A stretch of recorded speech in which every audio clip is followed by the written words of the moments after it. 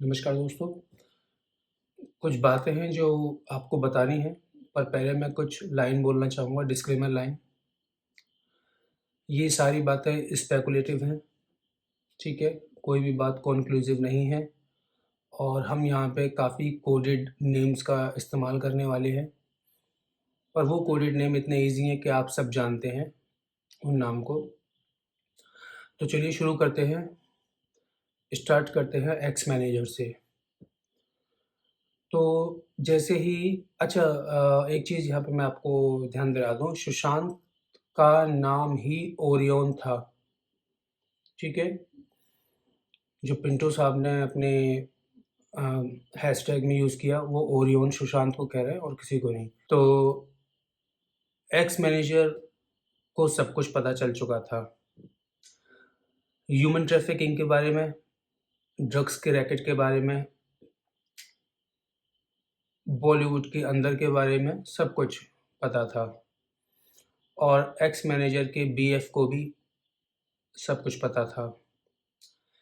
इसके बाद ex manager ने ये सारी चीज़ें मिस्टर ओरियन को बताई 8 तारीख से काफ़ी पहले, 8 जून से काफ़ी पहले।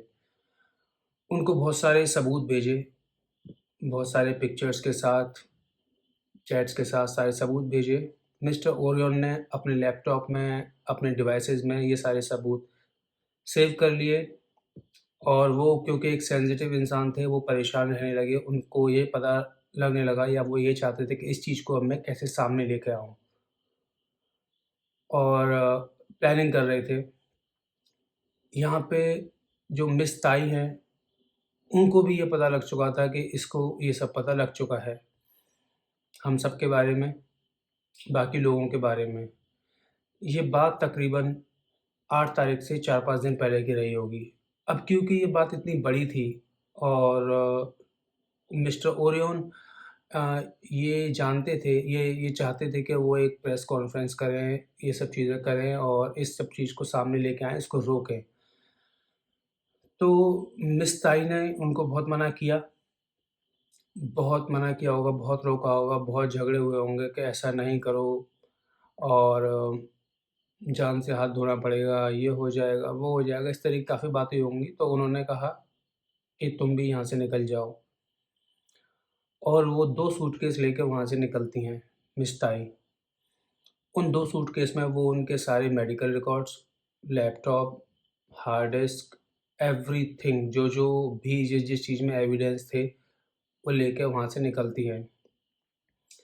और आपने ये नीरज का बयान सुना होगा जब मैडम गईं, मिस ताई गईं तो वो कहती हैं कि ख़्याल रखना। यानी कि वो मिस्टर ओरियन से नहीं मिली थी, मिस्टर ओरियन सो रहे होंगे, जैसा कि वो अक्सर सोते रहते थे, किसी दवाओं के नशे में या ड्रग के नशे में उनको दिया जाता था, इस तरीके से और ये सब काम को अंजाम दिया गया।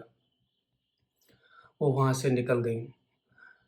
प्लानिंग ये थी कि एक पार्टी होने वाली थी 8 तारीख को, जैसा कि कहा जा रहा है और एक्स मैनेजर उस पार्टी में जाने वाली थी और मिस्टर ओरियन ये जानते थे कि ये पार्टी में जा रही है और आज ये कन्फर्म करके कुछ न कुछ ऐसा एविडेंस बताएँगी या देंगी कि उससे बहुत सारी चीज़ क्लियर हो जाएगी।